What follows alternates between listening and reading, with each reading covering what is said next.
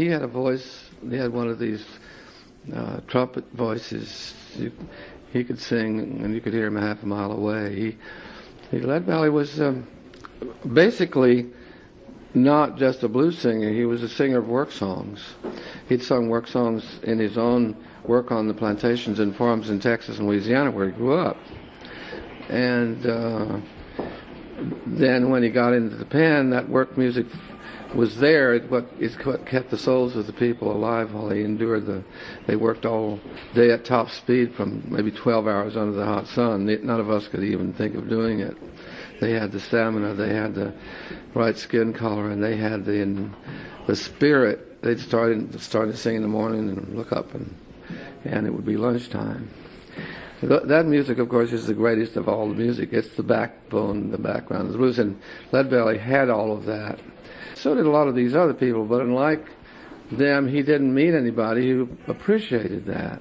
But when he sang it to us, of course, we appreciated his whole repertory, and we worked with him we enjoyed with him and talked with him until he finally managed to overcome the inevitable shamefacedness that every person coming from a rural culture feels when he brings his culture to town. The people who got there before him say, "Oh, that's countryside. Boy, don't sing that stuff." I mean, they'd throw you out of there, you know. That's what all of his newfound friends in the North told him. But Leadbelly, because we took him to circumstances where he could sing his whole repertory, things like, "Honey, I'm all out and down. Honey, I'm drunk, baby. I ain't got a dime. Every good man gets in hard luck sometime. Don't they, baby? Don't they, baby?" I mean, there's a great song. It's not quite a blues. It's not quite a work song.